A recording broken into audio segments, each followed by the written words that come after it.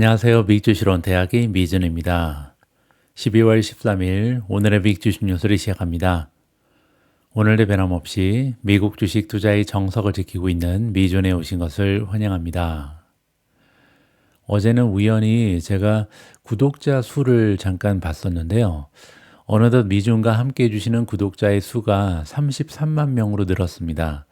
최근에 28일 동안 새롭게 미준에 가입해 주신 구독자의 수가 2,600분 이상 상승을 했거든요. 다시 한번 성장하는 기분을 느끼고 있습니다. 미준과 굉장히 오랫동안 해주신 분들은 기억하실 텐데요. 제가 4년 반 전에, 그러니까 2020년 6월에 미준 유튜브 채널을 개설한 이후에 나중에 굉장히 커다란 결정을 하게 됐거든요. 원래는 이제 호텔에서 총지배인 하고 있었는데 헤드오피스에서 제가 유튜버로 활동하는 걸 알게 됐거든요. 그래서 그때 너 계속 유튜버 하려면은 총지배인 못한다 이렇게 일종의 협박을 받았습니다. 근데 제가 호텔 총지배인이라는 직책을 내려놓고 은퇴를 하면서 이제 전업으로 유튜버를 하고 있는데요. 그때 제가 나는 총지배인보다 유튜브가 더 어울린다 이 생각을 했던 이유가 뭐냐면요. 이제 어느덧 커리어가 계속해서 20년 넘게 호텔리어로 일하다 보니까 어느새 총지배인이라는 직책에 앉게 됐고 또 더 이상 올라갈 곳이 없었습니다.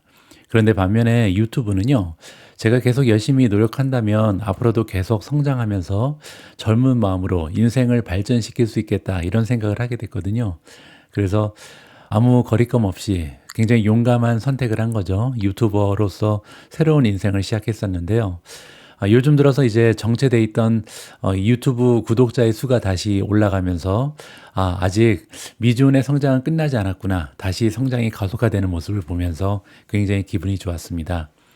이 기회를 통해서 최근에 미준에 가입해 주신 2,600분의 새로운 구독자분들 환영의 말씀드리고요.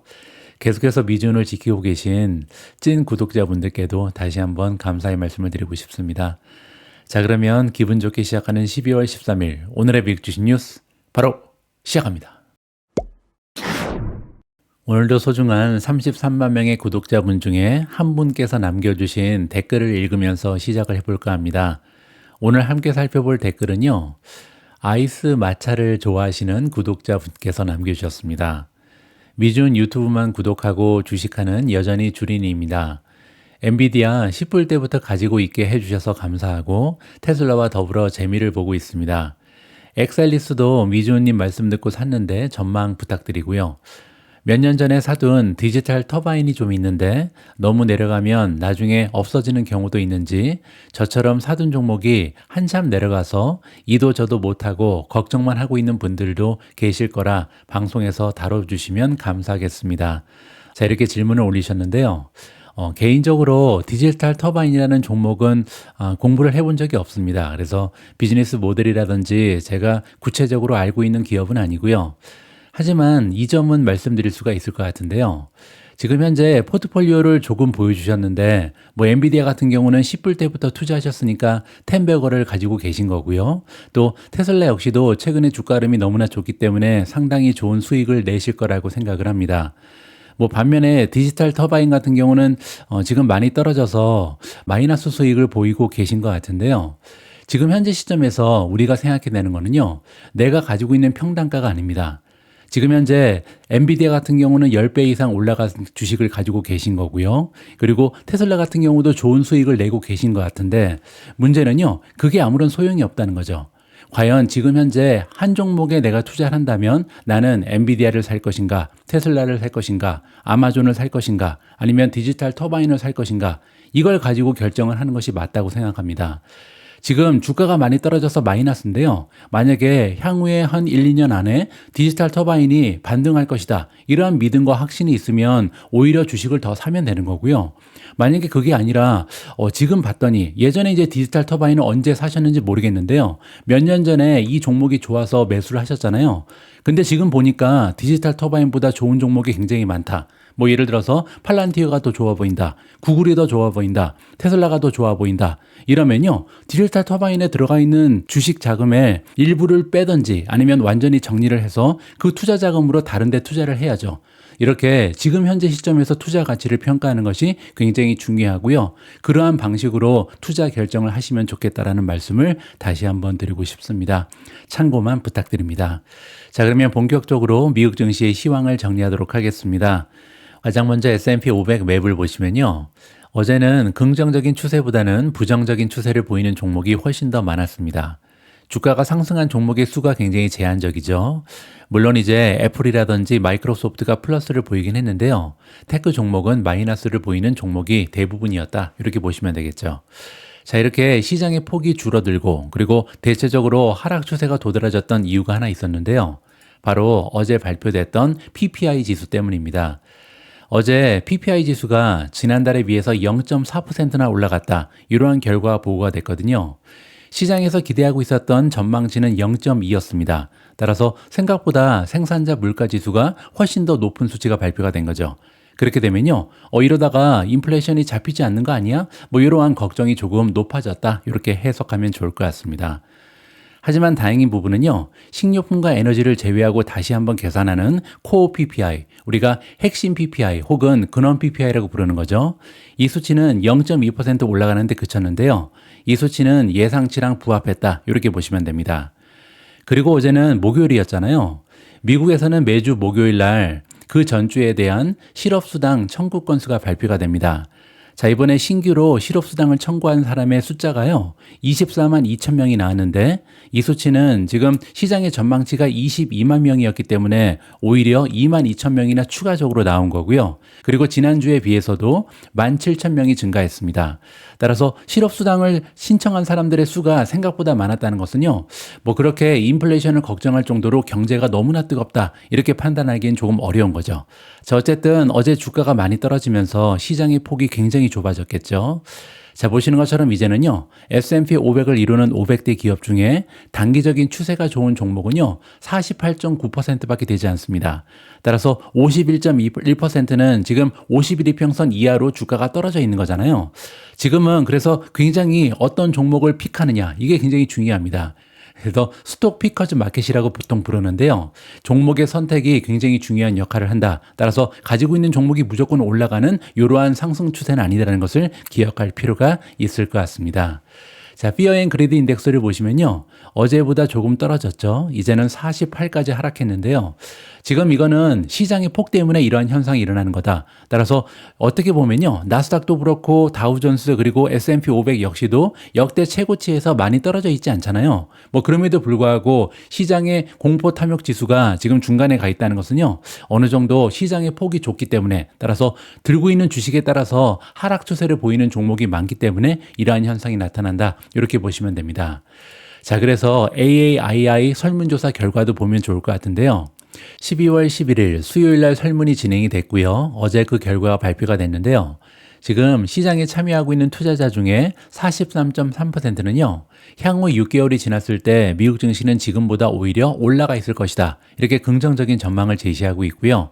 25%는 중립, 그리고 31.7%는 하락장을 예상하고 있습니다. 자, 밑에 내려가서 역사적인 평균을 보시면요. 보통은 37.5%, 31.5%, 그리고 31%잖아요. 따라서 어제 결과를 보시면 지금 역사적인 평균하고 부정적인 의견을 가진 사람들은 비슷하고요. 대신에 긍정적인 전망을 제시하는 사람들은 역사적인 평균보다 훨씬 더 높다. 따라서 지금 시장의 분위기는요, 평균보다는 좋은 겁니다. 긍정적인 전망을 가지고 있는 투자자들이 많다. 따라서 긍정적인 분위기를 반영하고 있다는 것을 다시 한번 확인해 볼 수가 있겠죠. 자, 그래서 오히려 초이스 스탁의 마켓 스코어가 시장의 분위기를 더 잘 반영하고 있다. 이렇게 볼 수가 있는데요. 아직까지도 68이니까 굉장히 높은 수치입니다. 지금 시장은 뜨겁다. 이렇게 지금 초이스 스탁의 마켓 스코어는 생각을 하고 있는 것 같고요. 자, 어제 미존 탑픽의 성적을 살펴보도록 하겠습니다. 두 종목만 올라갔는데요. 팔란티어가 0.95% 추가적으로 상승을 했고요. 아무래도 나스닥 100의 편입에 기대감이 올라가고 있다. 이렇게 보시면 되겠죠. 두 번째로 제타도 상승했습니다. 0.93% 올라가면서 오래간만에 플러스를 기록했는데요. 지금 현재는 워낙 제타에 대한 모멘텀이 약화됐기 때문에 다시 떨어지는 모습을 보여주고 있습니다. 세 번째로 메타가 0.3% 떨어졌고요. 아마존이 마이너스 0.56, 비트코인이 0.81% 떨어지면서 10만 달러에 가 있습니다. IWM이 마이너스 1.30, TSMC 마이너스 1.30, ABGO, 브로드컴도 1.39% 떨어졌는데요. 브로드컴 같은 경우는 어제 어닝을 발표하고 나서 장외 거래에서 14% 이상 급등 추세를 만들어냈습니다. 엔비디아가 마이너스 1.41, 크레도 테크놀로지 마이너스 1.50, 테슬라 마이너스 1.57, 구글 마이너스 1.76, B2가 마이너스 2.78, 앱러빈 마이너스 3.5, 마지막으로 디렉시온 데일리 스몰캡 불 3타임즈 ETF, TNA가 4% 하락하면서 가장 좋지 않은 추세를 만들어냈습니다. 오늘 첫 번째로 준비된 기사는요, 미국 증시에 대한 전망입니다. 그런데 오늘 들어볼 미국 증시 전망은 특별히 트럼프한테서 직접 들어볼 예정이고요. 게다가 앞으로 우리 투자자들이 관심을 가져야 되는 수의 종목도 넌지시 알려주고 있습니다. 자, 그러면 트럼프는 미국 증시에 대해서 어떤 얘기를 했는지 직접 한번 확인해 보시죠. 트럼프 미국 대통령 당선인은 목요일 뉴욕 증권 거래소에서 강세장에 대한 믿음을 굳건히 했고요. 세금 감면 계획을 재확인했으며 암호화폐에 관련해서 훌륭한 일을 하겠다 이렇게 약속했습니다. 저는 우리가 엄청난 결과를 거둘 것이라고 생각한다. 따라서 미국 증시 앞으로 달릴 것이다 이렇게 얘기한 거고요. 우리는 세계의 몇 가지 큰 문제들을 해결해야 된다. 자기가 이제 해결해야 될 문제가 많이 있다 이렇게 얘기하고 있고요. 트럼프는 뉴욕 증시의 개장 종을 울리기 전에 연설에서 이렇게 얘기했습니다.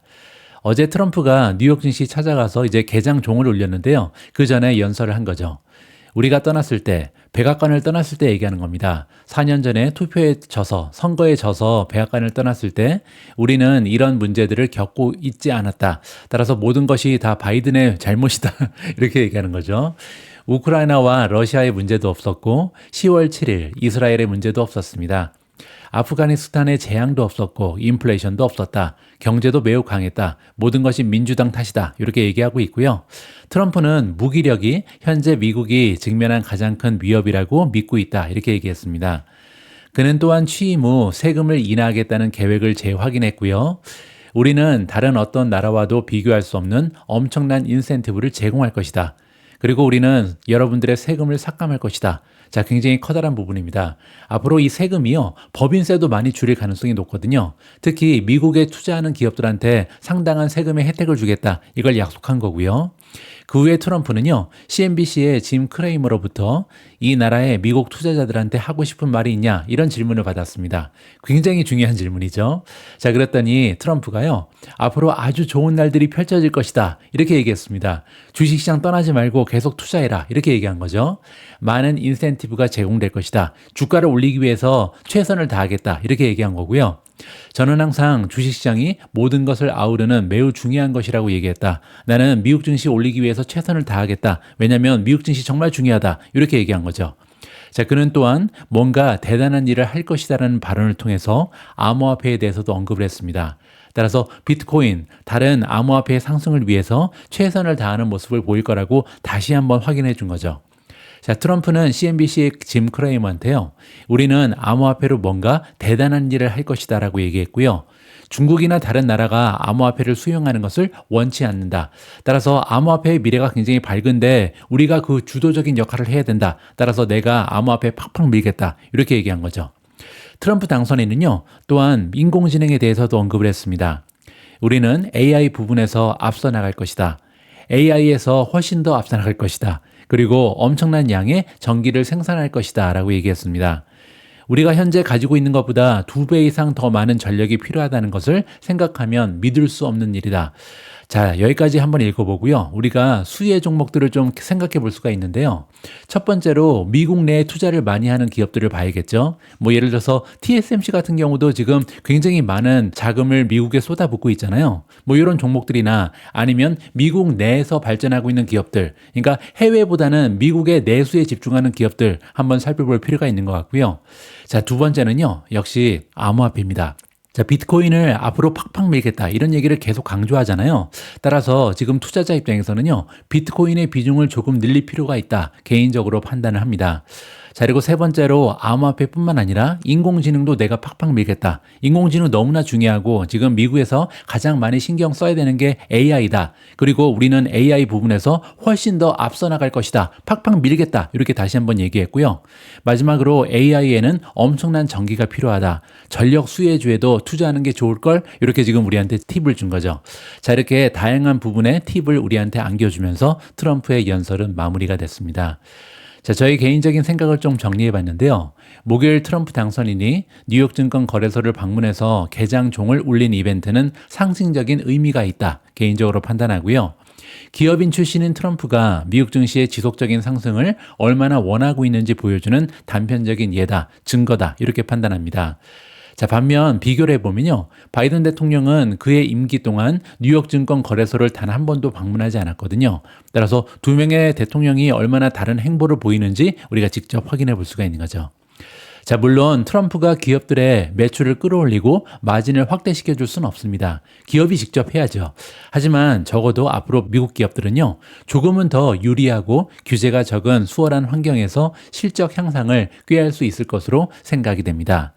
어제 트럼프는요, 인공지능 버블장의 시작을 알리는 종을 울렸을 가능성이 있다. 왜냐하면 AI 팍팍 밀겠다. 앞으로 미국 증시 올리기 위해서 최선을 다하겠다. 이렇게 얘기했잖아요. 지금 2년 연속으로 20% 이상 상승하면서 엄청난 상승 추세를 지켜왔는데요. 여기서 만약에 다시 한번 모멘텀을 확대시켜주면요, 어떻게 보면 닷컴 버블 때의 버블이 다시 한번 인공지능을 타고 형성될 가능성이 높다. 이렇게 우리가 기대를 해볼 수가 있는 거죠. 따라서 정치적으로 민주당을 지원하건 공화당을 지원하건 어제 모든 투자자들한테는요, 긍정적인 이벤트가 있었다라고 개인적으로 판단하고 있습니다. 어제는 미준 탑15 중에 한 기업이요, 어닝을 발표했습니다. 바로 브로드컴인데요. 브로드컴은 장 마감 이후에 어닝을 발표하고 나서 주가가 무려 14.4%나 폭등 추세를 보이고 있는데요. 어제 브로드컴의 주가 흐름을 보면 2단계로 나누어져 있습니다. 첫 번째는 이제 어닝 보고서를 발표하고 나서 한 3%에서 4% 정도 올라갔거든요. 자, 그런데 본격적으로 이렇게 주가가 급등한 것은요, 어닝 콜 다음입니다. 따라서 컨퍼런스 콜에서 뭔가 굉장히 좋은 얘기가 나왔겠구나. 이렇게 우리가 예측을 해볼 수가 있는 거죠. 자, 그래서 오늘은요, 일단은 어닝 보고서부터 살펴보고요. 그리고 나서 과연 컨퍼런스 콜에서 무슨 얘기를 했는지 이 부분마저도 체크를 하도록 하겠습니다. 자, 일단 브로드컴의 어닝 발표 내용을 하이라이트를 통해서 전달을 해드리겠습니다. 자, 4분기라고 부르는 것 같고요. 4분기에 논갭 EPS를 보시면 1.42가 찍혀 있는데요. 시장의 전망치보다 3센트를 추가적으로 만들어냈고요. 자, 매출을 보시면 14.06 빌리언, 따라서 140억 6천만 달러 정도가 되는 거고요. 작년하고 대비했을 때 성장률이 무려 51.2%를 찍었습니다. 그리고 이제 시장의 전망치랑은 맞아 떨어졌고요. 자, 따라서 이 수치만 딱 보면요, 뭐 엄청나진 않죠. 하지만 뭐 빚을 기록했다. 이 정도로 보시면 될 것 같고요. 자, 일단 구체적으로 좀 봐야 되겠죠. 4분기 매출이 51% 증가했다. 긍정적이고요. 자, 그리고 일반 회계 기준 순이익, 우리가 갭이라고 부르는 거죠. 갭으로는 43억 2,400만 달러의 순이익을 올렸고요. 비일반 회계 기준, 논갭으로 보면 69억 6,500만 달러를 올렸습니다. 자, 차이가 굉장히 많이 나잖아요. 자, 이렇게 갭하고 논갭이 차이가 많이 나는 이유는 뭐냐면요, 일회성 비용이 굉장히 많았다. 이런 식으로 이해하시면 됩니다. 자, 그리고 4분기에 조정 에비타는요, 90억 8,900만 달러로 매출의 65%를 기록했습니다. 따라서 에비타 수익이, 마진이 굉장히 높은 기업이라는 것을 다시 한번 확인해 볼 수가 있는 거고요. 순이익도 마찬가지죠. 지금 순이익 마진이 갭으로 봐도 굉장히 높잖아요. 한번 계산을 해보죠. 43억 2,400만이잖아요. 자, 그리고 나누기 140억 5,400만, 따라서 140억 5,400만 이렇게 계산을 해보면요, 순이익 마진이 갭으로 해도 30%를 넘어갑니다. 거의 31% 가까이 되니까요, 마진이 굉장히 높은 반도체 기업이라는 것을 우리가 다시 한번 확인해 볼 수가 있는 거죠. 자, 4분기에 갭 희석 EPS는 0.9였고요. 논갭으로 보시면 1달러 42센트였습니다. 4분기에 영업현금은 56억 400만 달러, 그리고 자본 지출이 1억 2,200만 달러, 잉여 현금 흐름은 54억 8,200만 달러로 매출의 39%를 차지했다. 자, 일단 첫 번째로요. 잉여 현금 흐름의 마진이 39%라는 것은요. 매출을 통해서 이제 벌어들인 현금이 100이면 그중에서 돈을 다 쓰고 나서, 그러니까 자본 지출까지 다 포함해서 돈을 다 쓰고 나서 남아있는 현금이 무려 39죠. 따라서 굉장히 높은 잉여 현금 흐름을 자랑하는 기업이라는 것을 확인해 볼 수가 있는 거고요. 자, 오늘은 여기 나와 있는 영업 현금 흐름 그리고 잉여 현금 흐름의 차이점을 간단하게 좀 설명을 드리겠습니다. 회사랑 우리 가게가 비슷한 구조를 가지고 있는데요. 뭐 예를 들어서 우리가 열심히 일을 해서 월급을 한 달에 500만 원 받았다. 그러면 이게 이제 매출로 확보가 된 거잖아요.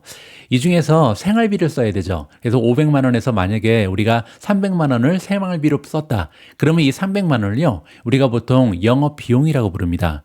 영업현금은요, 생활비를 빼고 남아있는 현금을 얘기합니다. 따라서 200만 원 정도가 이제 현금으로 남아있을 테니 이거를 영업현금으로 부른다. 이렇게 이해하시면 되겠죠. 자, 그러면 잉여 현금 흐름은 뭔가 또 궁금하잖아요. 잉여 현금 흐름은 뭐냐면요. 우리가 생활비에 지출하는 그런 비용이 아니라 장기간에 걸쳐서 필요한 굉장히 커다란 뭔가를 샀을 때 이거를 우리가 보통 자본 지출이라고 부르거든요. 자본 지출까지 빼고 남아있는 것을 잉여 현금 흐름이라고 부릅니다. 자, 그러면 자본 지출은 뭐냐? 이렇게 하루하루 생활하는 데 필요한 비용이 아니라 뭐 예를 들어서 우리가 뭐 가구를 산다든지 아니면 자동차를 구입한다든지 이런 부분은요. 굉장히 비용이 크죠. 따라서 생활비라고 간주하기 어려운 커다란 지출을 우리가 자본 비용이다, 자본 지출이다 이렇게 보시면 됩니다. 자, 따라서 여기 나와 있는 것처럼 영업현금 흐름에서 자본 지출을 빼면 그게 바로 잉여현금 흐름이다. 이렇게 이해가 가능하겠죠. 자, 그런데 여기에서 매출의 39%를 차지한다는 것은요. 정말 잉여현금 흐름의 마진이 굉장히 높다. 우리가 다시 한번 칭찬을 해줄 필요가 있습니다. 자, 그리고 분기별로 보통주 배당금이 전 분기보다 11%나 증가한 0.59 달러를 발표했습니다. 따라서 굉장히 많이 올린 거죠. 자, 배당을 이렇게 1년에 11%나 올린다는 것은요, 굉장한 기업의 한 가지의 투자 매력이다. 저는 개인적으로 이렇게 판단합니다. 자, 다음에는 가이던스를 보도록 하겠습니다. 2025년 회계년도 1분기에 대한 매출 가이던스는요. 146억을 발표했는데요. 그렇게 되면 전년 동기 대비해서 22%를 증가시킬 수 있다. 그리고 1분기의 조정 에비타 가이던스는요. 예상 매출의 66%가 나와 있습니다. 이번 분기가 65%였죠. 따라서 마진은 오히려 확대된다. 계속해서 훌륭한 마진을 발표하고 있습니다. 자, 이번에는 CEO의 이야기를 좀 들어봐야겠죠. 브로드컴의 사장 겸 CEO인 혹탄이 나오는데요. 브로드컴의 2024년 회계년도 매출, 왜냐하면 이번에 4분기였잖아요. 따라서 1년을 다 합쳐보면 전년 동기 대비 44%나 증가한 매출을 만들어냈고요. 516억 달러입니다. 자, 그리고 이렇게 44%나 매출이 증가한 이유가 있죠. 바로 VM웨어와의 성공적인 통합이다. VM웨어라는 굉장히 커다란 소프트웨어 기업을 이번에 인수했기 때문에 이렇게 많은 폭으로 매출이 증가했다. 이렇게 보시면 됩니다. 그것 때문에 지금 1분기 매출 가이던스를 보시면 성장률이 22%로 떨어지는 거죠. 자, 그리고 인프라 소프트웨어 매출이 215억 달러로 성장을 했는데요. 전체 매출이 516억 달러니까 지금 브로드컴 같은 경우는 소프트웨어 매출이 굉장히 비중이 높다는 것을 여기서 볼 수가 있는 거죠. 그 이유는 다시 한번 말씀드리지만 바로 VM웨어라는 엄청나게 커다란 소프트웨어 기업을 인수합병했기 때문이다. 이렇게 보시면 됩니다. 자, 반면 하드웨어, 반도체 매출은요, 301억 달러로 사상 최대치를 기록했고요. AI 매출은 122억 달러를 기록했습니다. 자, 그런데 여기서 굉장히 고무적인 부분은요, 전년 동기 대비 AI 매출의 성장이 지금 220%다. 이렇게 발표를 했거든요. 따라서 이걸 봤을 때 주가가 올라간 이유를 우리가 짐작해 볼 수가 있는 거고요. 자, 이렇게 AI 매출이 220%나 성장한 이유는 당사의 선도적인 AI XPU 때문이다. 그리고 또 한 가지, 이더넷 네트워킹 포트폴리오. 자, 여기 나와 있는 이더넷 네트워킹은요, 얼마 전에 미주온 탑픽에 포함된 크레도 테크놀로지랑 경쟁하는 관계다. 이렇게 보시면 되고요. 자, 그리고 또 한 가지, 선도적인 AI XPU라고 표현이 되어 있는데요. XPU는 뭐냐면 익스트림 프로세싱 유닛의 약자입니다.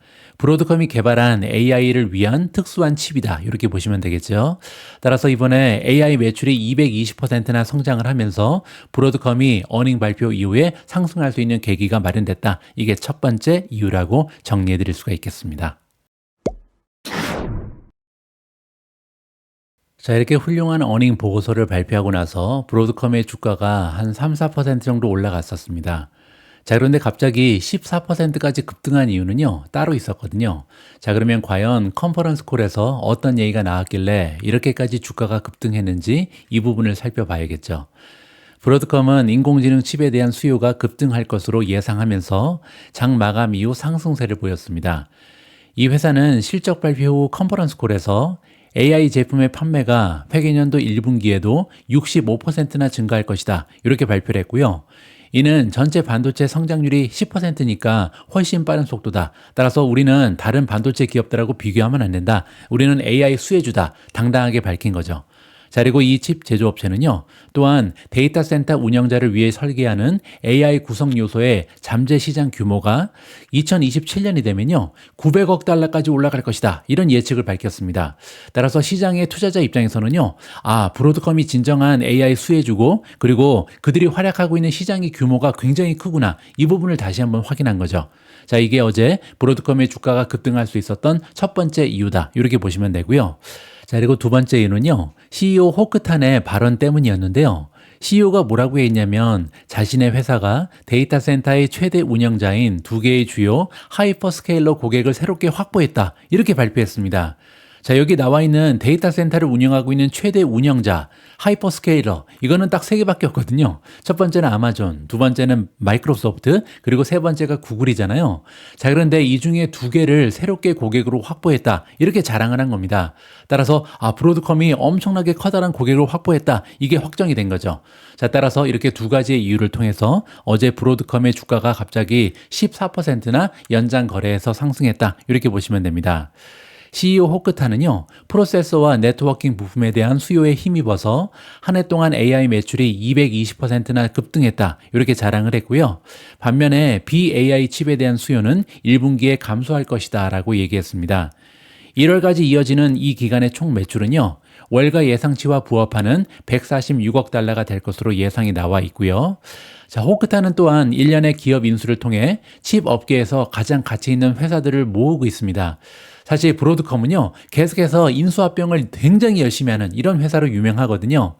또한 그는 반도체 사업 규모에 근접하는 소프트웨어 사업부를 구축했습니다. 아까 보신 것처럼 전체 매출에서 소프트웨어 매출이 거의 40%를 넘어가거든요. 따라서 굉장히 가치 있는 기업들을 많이 지금까지 인수합병했다는 것을 우리가 살펴볼 수가 있는 거죠. 데이터 센터 제공업체들은요, AI 시스템을 구축하기 위해서 브로드컴의 맞춤형 칩 설계, 그리고 네트워킹 반도체를 사용하고요. 또한 자동차, 스마트폰, 인터넷 접속 장비용 부품도 판매하고 있습니다. 한편 메인프레임 컴퓨터, 사이버 보안, 데이터 센터 최적화를 위한 제품 등 소프트웨어 분야에도 진출하고 있다. 따라서 안 하는 게 없는 거죠. 거의 만물상의 모습을 보이는 기업이 브로드컴이다, 이렇게 보시면 됩니다. 하지만 그중에서도 최근에 가장 성장률이 좋은 것은 여기 나와 있는 두 개죠. 맞춤형 칩 설계, 우리가 보통 AC라고 부르는 AI 맞춤형 칩이라고 보시면 되고요. 두 번째는 네트워킹 반도체, 이 분야에 굉장히 강점이 있다, 이렇게 정리가 가능합니다. 브로드컴의 반도체 사업부는 4분기에 12% 증가한 82억 3천만 달러의 매출을 올렸고요. 소프트웨어 매출은 200% 가까이 성장한 58억 2천만 달러를 기록했습니다. 자, 이렇게 갑자기 소프트웨어 매출이 올라간 이유는 아까 제가 말씀드린 것처럼 690억 달러에 인수한 VM웨어 인수 때문이다. 따라서 1년 전보다 갑자기 확 올라갔다, 이렇게 보시면 되죠. 블룸버그 뉴스는 앞서 애플이 내년부터 주요 브로드컴 무선 칩을 사용하지 않을 것이라 이렇게 보도한 바가 있습니다. 아이폰 제조업체 애플은요, 공급업체의 부품을 자체 버전으로 계속해서 대체하고 있잖아요. 그리고 이러한 추세는 칩 조작업체인 퀄컴에도 영향을 미칠 것으로 보인다. 한 과거 10년 넘게 사실 애플 때문에 굉장히 많이 성장한 기업이 두 개가 있는데요. 하나는 퀄컴, 또 하나는 브로드컴입니다. 퀄컴 같은 경우는요, 2G, 3G, 4G, 5G 이 칩을 다 제공한 게 바로 퀄컴이잖아요. 그리고 브로드컴도 마찬가지죠. 와이파이 칩, 그리고 또 한 가지 우리가 블루투스라고 부르는 칩을 공급하는 것도 브로드컴입니다. 그런데 이 모든 것을 지금 애플은 자체 칩으로 개발해서 대체할 것이다, 이러한 발표가 나오고 있거든요. 따라서 이 부분에 대한 의존도를 줄여야 됩니다. 이게 가장 커다란 브로드컴의 한 가지의 어려움이다, 이렇게 보시면 되죠. 호크탄은 어닝콜에서 브로드컴이 다양한 기술에 대한 단연간의 로드맵을 위해서 애플과 계속 긴밀히 협력하고 있다, 이렇게 발표했습니다. 따라서 애플하고 계속해서 사이 좋으니까 우리 걱정하지 마라, 이렇게 얘기한 거죠. 그리고 또한 브로드컴이 추가적인 인수에 열려 있다. 따라서 우리는 앞으로도 계속해서 많은 기업들을 인수 합병하면서 성장을 거듭할 것이다. 이렇게 얘기하고 있습니다. 이는 지난 10년간 우리 회사의 전략과 비즈니스 모델의 핵심이었다. 인수합병 앞으로도 계속 많이 한다. 이렇게 지금 얘기한 거죠. 자, 저는 개인적으로요, 애플이 조금 걱정되긴 합니다. 왜냐하면 브로드컴 전체 매출 중에 애플이 차지하는 비중이 20%거든요. 자, 그래서 만약에 이번에 브로드컴이 제공하고 있는 무선칩, 와이파이 칩을 제공을 차단한다면, 그들이 직접 만든다면 상당 부분 매출에 타격이 있을 수 있다. 이 부분 우리가 참고할 필요가 있고요. 대신에 한 가지 고무적인 부분은 뭐냐면요, 애플이 자체적으로 무선칩을 만들더라도 거기에 들어가는 부품 있잖아요. 이 부품은 다 브로드컴에서 제공한다. 이렇게 아직까지는 비즈니스가 남아있다는 점을 우리가 기억할 필요는 있습니다. 자, 여기 보시면요, 브로드컴의 1년 주가 차트가 나와 있는데 굉장히 고무적입니다. 자, 여기 강력한 저항선이 있었잖아요. 한 번, 두 번, 세 번, 그리고 이제 네 번째 도전하는 중이었는데요. 이때 마침 어닝 결과가 발표가 되면서 이제는 186에 걸려 있었던 엄청나게 강력한 저항선을 뚫고요. 주가가 206달러까지 갑자기 치솟았습니다. 그 얘기는 돌파한 거죠. 자, 다시 한번 이 추세를 보시면요, 이거는 삼각수렴 중에 상승형 삼각수렴입니다. 고점은 똑같고요. 저점은 계속해서 올라가죠. 그리고 이렇게 상승형 삼각형이 나올 때는요, 만나는 지점에서 상승할 확률이 70%가 된다. 따라서 이번에도 예외 없이 이러한 기술적인 분석이 맞아 떨어졌다는 것을 확인해 볼 수가 있겠습니다. 바로 앞에서 우리는 브로드컴의 주가 차트를 살펴봤는데요. 상승형 삼각수렴이 완성된 이후 거기서 이제 돌파가 나타났죠. 그리고 나서 우리가 예상했던 대로 굉장히 좋은 상승 추세를 만들어내고 있습니다. 자, 따라서 차트 분석이요, 어느 정도는 맞아떨어질 확률이 많다. 다시 한번 확인이 됐는데요. 자, 그런 의미에서 이번에는 엔비디아의 차트를 좀 보도록 하겠습니다. 한 명의 차트 전문가에 따르면 엔비디아의 줍줍 기회가 우리한테 다가오고 있다. 이러한 소식을 전달해주고 있는데요. 무슨 얘기인지 한번 확인해 보시죠.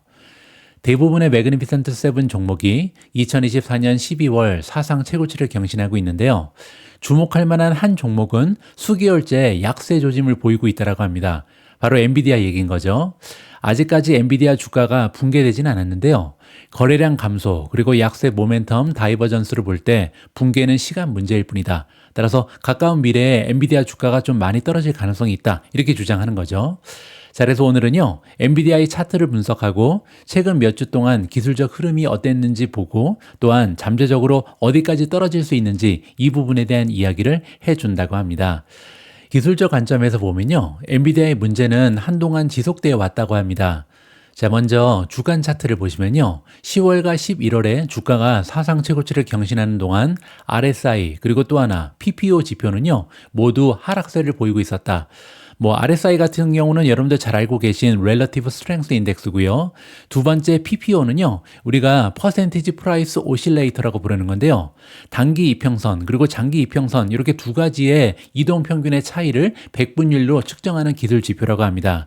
그리고 이제 단기선이 장기보다 위에 올라가 있으면 플러스고요. 만약에 장기선이 단기선보다 위에 올라가 있으면 마이너스다. 따라서 플러스면 강세, 마이너스면 약세다. 이렇게 보면 되겠죠. 자, 어쨌든 이 두 가지의 지표가요, 지금 10월, 11월 주가가 올라가는 와중에도 계속해서 좋지가 않았다는 거죠. 자, 바로 이 부분입니다. 10월 달, 11월 달 보시면요, 일단 위에 있는 게 RSI인데 계속 떨어지죠. 자, 두 번째 PPO 역시도 아래로 하락합니다. 그런데 주가는 올라가잖아요. 이게 굉장히 부정적이다. 이렇게 지금 설명을 하는 거죠. 일반적으로 장기적인 상승 추세는요, 유죄가 입증될 때까지는 무죄로 간주해야 된다. 굉장히 재미있는 표현이 나오는데요. 우리가 보통 상승장은 늙어 죽지 않는다, 이런 얘기 하잖아요. 그거랑 비슷한 것 같습니다. 일단 주가가 올라갈 때는요, 떨어질 때까지는 계속 올라간다, 이렇게 생각하라는 거죠. 엔비디아의 장기 상승 추세는 여전히 유지되고 있는 것으로 보인다. 따라서 올라가도 할 말 없다. 이렇게 얘기하는 거고요. 하지만 그럼에도 불구하고 주간 차트에서 모멘텀이 약화되는 것을 보면요, 상승 국면이 거의 끝나가는 것이 아닌가, 이렇게 우리가 예측을 해볼 수가 있다는 거죠. 자, 이번에는 일봉 차트를 보도록 하겠습니다. 비슷한 약세 모멘텀 다이버전스를 볼 수 있는데요. 10월 이후에 가격 상승에도 불구하고 RSI는 하락세를 보이고 있다고 합니다. 11월에 150달러를 약간 상회하면서 정점을 찍은 후 12월 초에는요, 145달러 부근에서 저점을 기록하고 있다. 따라서 이제는 추세가 꺾인 거 아닌가 이렇게 의심을 해야 된다는 거죠. 일봉 차트를 봐도 RSI가 조금씩 아래로 향하고 있다. 이 부분은 추세가 꺾였다. 이렇게 이해가 가능합니다.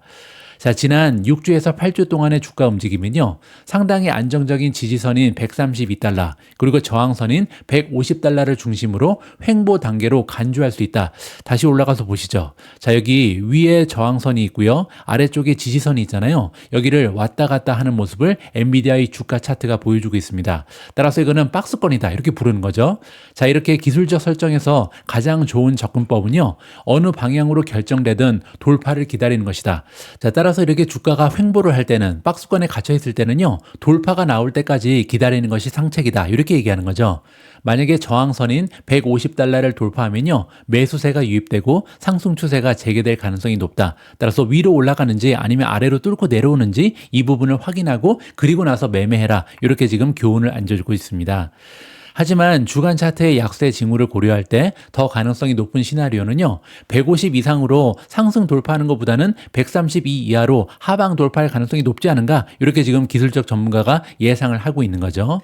자, 그리고 또 하나의 주가 차트가 나오는데요, 이번에는 차익힌 자금 흐름이라고 부르는 건데요, 시간 경과에 따른 거래량 추세를 측정한다라고 합니다. 5월과 10월 강세 추세에서 이 지표가 0을 훨씬 넘은 것을 주목할 필요가 있다. 바로 이 부분입니다. 여기 보시면요, 녹색이 굉장히 위에까지 올라가 있잖아요. 우리가 차익힌 자금 흐름이라고 부르는 CMF는요, 기본적으로 0 주변을 맴도는 현재 구성과 비교할 필요가 있다. 이게 이렇게 주가가 많이 올라갈 때는요, 플러스로 쭉 올라갑니다. 그리고 떨어질 때는 아래쪽으로 하락하거든요. 근데 지금은 횡보하고 있죠. 어떻게 보면 위로 올라가지도 못하고 아래로 떨어지지도 못해서 주가가 횡보하는 것을 거래량에서도 우리가 확인해 볼 수 있다. 이렇게 보시면 됩니다. 자, 거래량의 지지 부족은요, 엔비디아의 횡보 단계를 확인시켜 주고요. 이는 기본적으로 매수자, 매도자 어느 쪽도 주도권을 잡지 못한 채 평형을 이루고 있음을 시사한다.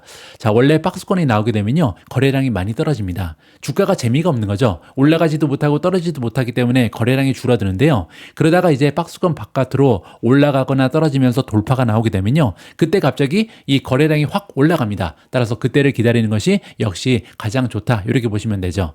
자, 따라서 거래량 수치 CMF가 마이너스로 떨어지게 되면요, 그때부터는 잠재적인 붕괴를 가늠하는 데 가장 중요한 차트가 될 수 있다라고 이야기하고 있습니다. 자, 그러면 만약에 이 전문가가 얘기하는 것처럼 엔비디아 주가가 132 부근에서 하향 돌파하면서 지지선이 붕괴되면 어디까지 떨어질 것인가? 이것도 굉장히 궁금한데요. 자, 여기에 굉장히 심플한 방법이 설명되고 있습니다. 고전적인 측정 기법 중에 하나는 뭐냐면요, 가격 패턴의 높이를 취하고 돌파 후에 유사한 움직임을 계산하는 것이다. 자, 이게 무슨 얘기냐면요, 자, 여기를 보는 겁니다. 지금 최고점에서 이 지지선이 뚫린다, 그렇게 가정을 할 때 요 박스권의 높이만큼 떨어질 가능성이 높다, 이렇게 지금 얘기하는 거죠. 자, 따라서 그렇게 되면요, 13.7% 정도 하락하면서 114달러가 하방 목표가 될 수 있다. 여기에서는 반등하지 않을까, 지금 이렇게 얘기하는 거죠. 그리고 만약에 엔비디아 주가가 114까지 떨어지게 되면요, 200일 이평선하고 만난다고 합니다. 따라서 200일 이평선은 굉장히 중요한 지지선이잖아요. 그때 200일 이평선 부근에서 114달러가 형성되어 있기 때문에 다시 한번 반등할 수 있는 가능성이 굉장히 높다. 이렇게 얘기하는 거죠. 자, 물론 엔비디아가요, 200일 이평선 수준까지 주가가 떨어지는 것은 좀처럼 나타나지 않는 현상입니다.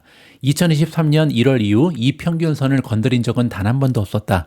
자, 따라서 만약에 여기까지 하락하게 되면요, 굉장히 추세가 안 좋아지는 거죠. 가격, 모멘텀, 거래량 수치를 재평가하면서 향후의 경로를 결정해야 할 것이다. 자, 하지만 이런 일이 발생하면요, 최고 AI 종목 중에 하나를 큰 폭으로 할인된 가격에 매수할 수 있는 기회가 될 수 있다라고 긍정적으로 마무리를 해주고 있습니다. 저의 개인적인 의견입니다. 주식 종목에 대한 기술적 분석은요, 주식의 추세, 즉 모멘텀을 분석하는 거잖아요. 그리고 최근에 우리가 팔란티어 주식을 보면서 알 수 있는 것처럼 주식의 추세는요, 특별한 촉매제가 없이는 전환되지 않습니다. 따라서 주식은 늙어 죽지 않다는 거죠. 계속해서 올라갑니다. 어떠한 부정적인 뉴스가 발표되기 전까지는 절대 추세는 꺾이지 않는다. 이 부분을 우리가 기억할 필요가 있고요. 자, 그런 의미에서 어제 발표된 브로드컴의 어닝 결과로 인해서 브로드컴 주가가 지금 14%나 급등하고 있잖아요. 이게 한 가지의 촉매제가 되지 않을까, 이렇게 기대를 해볼 수가 있다는 거죠. 브로드컴의 어닝 결과로 인해서 관련 AI 수혜주인 엔비디아 역시도 강세로 전환될 가능성이 있지 않을까 한번 기대를 해볼 만하다 개인적으로 판단합니다. 자, 물론 브로드컴 어닝 결과 때문에 엔비디아 추세가 전환되지 못하게 되면요, 이번에 기술적 전문가가 얘기한 것처럼 132달러를 뚫고 하방 돌파할 가능성도 있는 거죠. 자, 그런데 제가 보기에는요, 지금 이 시점에서 이게 상방으로 돌파할 건지 하방으로 돌파할 건지 이거를 우리가 예측할 필요는 없을 것 같습니다. 자, 만약에 횡보하고 있는 엔비디아 주가가 이번에 150달러를 뚫고 상방 돌파하면요, 한 번 더 급상승을 기대하면서 추가 매수까지도 고려해 볼 수 있는 거고요. 그리고 만약에 132달러를 뚫고 하방으로 돌파한다면 120달러 이하로 떨어지기를 우리가 간절히 기도해야겠죠. 그러면서 저가 매수에 나서면 된다. 이렇게 개인적으로 판단합니다. 자, 이 모든 것은요, 펀더멘탈이 거의 완벽에 가까운 이 시대의 최고의 주식에 투자하고 있는 투자자만이 누릴 수 있는 마음의 평안이다. 자, 이게 만약에 적자 기업에 투자하고 있으면 이렇게 주가 떨어질 때 이런 생각 갖지 못하죠. 하지만 지금 현재 전 세계 최고의 기업이 바로 엔비디아이기 때문에 이 시대, 인공지능 시대에 가장 커다란 수혜주에 투자하고 있는 투자자들은요, 이렇게 마음 편하게 떨어지면 줍줍하고 올라가면 추가적으로 매수할 수 있는 그런 마음의 안정을 가질 수가 있다라고 생각을 하고 있습니다. 오늘 마지막으로 준비된 기사는 메타에 관련된 호재를 전달해 드리면서 마무리하겠습니다. 메타가요, 메타버스 경험 향상을 위한 AI 모델을 출시한다라는 소식입니다. 결국은 메타가 메타버스를 포기하진 않는 이런 모습을 보여주는 거죠. 메타는 목요일 메타버스 경험을 향상시킬 수 있는 잠재력을 지닌 인간과 유사한 디지털 에이전트의 움직임을 제어할 수 있는 인공지능 모델 메타 모티보를 출시한다, 이렇게 밝혔습니다. 따라서 주인공은 메타 모티보인데요. 메타 모티보는 AI고요. 자, 이 인공지능은 뭘 하냐면 인간과 굉장히 유사한 디지털 에이전트의 움직임을 통제하는 것이 바로 이 인공지능의 역할이다, 이렇게 보시면 되죠. 자, 디지털 에이전트라는 말은요, 여러분들 매트릭스라는 영화 아시잖아요. 거기에 에이전트 기억하시는지 모르겠습니다. 주인공인 리오를 계속 쫓아가서 이제 해하기 위해서 노력하는 이 컴퓨터상의 에이전트를 얘기하는 건데요. 디지털 세상에서 인간의 입력 없이도 스스로 생각하고 결정할 수 있는 컴퓨팅 공간의 캐릭터라고 보시면 됩니다. 자, 물론 여기서 나오는 디지털 에이전트는요, 영화의 에이전트처럼 그렇게 인간을 해하거나 이런 목적은 없겠죠. 대신에 우리가 이용할 수 있는 디지털 상의 비서 정도로 생각하시면 좋을 것 같습니다. 우리는 이 연구가 메타버스에서 완전히 구현된 에이전트를 위한 길을 열어서 더욱 생생한 NPC, 캐릭터 애니메이션의 민주화, 그리고 새로운 유형의 몰입형 경험으로 이어질 수 있다라고 믿는다. 메타가 성명서에서 밝혔는데요. 굉장한 얘기를 하고 있습니다. 여기 나와 있는 에이전트, 디지털 세상에서 인간의 개입이 없이도 스스로 생각하고 결정을 할 수 있다, 이렇게 말씀드렸잖아요. 이 얘기는 뭐냐면 나중에 우리가 메타버스에 들어가면요, 다른 사용자가 아니더라도 그 안에 에이전트가 많이 있다는 얘기입니다. 혼자 들어가서도 충분히 여러 가지 활동을 할 수 있다는 거죠. 왜냐하면 AI로 구축된 에이전트가 있기 때문이죠.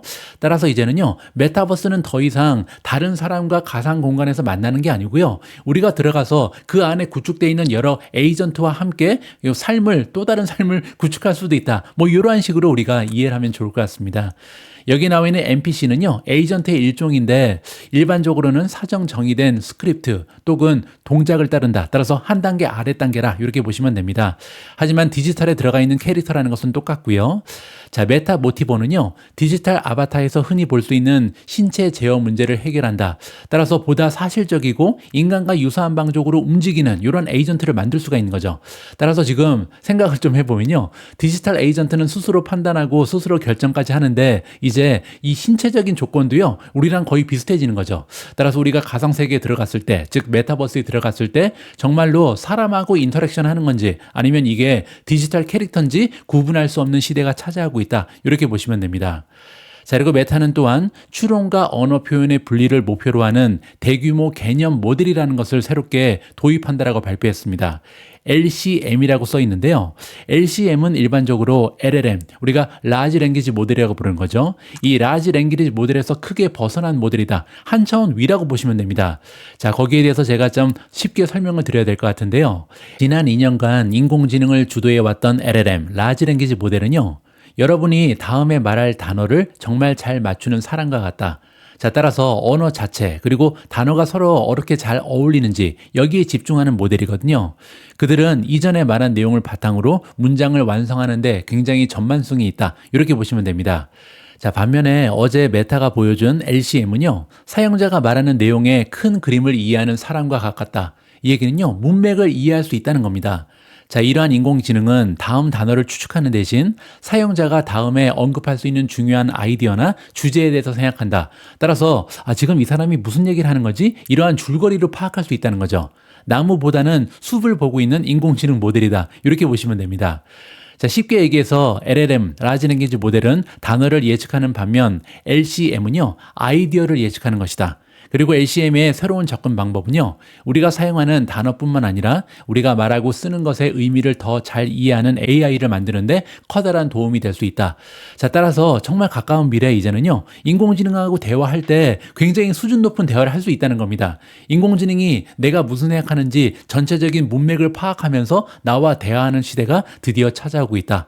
따라서 정말 대단한 세상이 시작되고 있고요. 자, 이렇게 대단한 인공지능이 출현한다면, 그리고 우리가 이런 가상세계에 들어가서 이런 인공지능과 대화한다면요, 정말로 내가 지금 사람하고 대화하는 건지 아니면 인공지능과 대화하는 건지 헷갈리는 그런 시대가 멀지 않았다라고 우리가 이해를 하면 좋을 것 같습니다. 12월 13일 오늘의 빅 주식 뉴스는 여기까지입니다. 이번 주에도 미준과 함께 해주신 모든 분들께 감사의 말씀을 드립니다. 오늘 방송도 소중한 멤버분께서 남겨주신 후기를 읽으면서 마무리하도록 하겠습니다. 꽃을 든 마녀님께서 남겨주신 글이고요. 3년 전 미국 주식을 처음 시작하면서 미주온 채널을 접하게 되었네요. 언어의 장벽 때문에 미국 주시장 정보를 접하는 것이 쉽지 않았는데 미주온 채널을 접하면서 좋은 정보를 얻을 수 있어서 좋았습니다. 멤버십에 가입해서 도움이 되었던 점을 적어봅니다. 첫째, 유료 사이트에서 얻을 수 있는 고급 정보를 신속하게 얻을 수 있다. 두 번째, 모멘텀 투자 시에 매수와 매도 시점에 도움이 된다. 세 번째, 상승기를 타고 있는 섹터를 알 수 있어서 좋다. 네 번째, 유망한 기업의 펀더멘탈을 심층적으로 분석해서 많은 도움이 된다. 다섯 번째, 요즘은 차트 분석도 열정적으로 해주신다. 여섯 번째, 숨은 수혜주를 찾을 수 있어서 좋다. 개인적으로 숨은 수혜주를 매우 좋아한다라고 밝혀주셨고요. 저는 월급 조금씩 모아서 투자하는 거라 멤버십에서 많은 정보를 얻고 사고 싶은 기업은 많은데 담지 못해서 아쉽네요. 우리 모두가 미국 주식 투자로 은퇴하는 그날까지 다 함께 화이팅입니다. 행복한 하루 되세요. 감사합니다.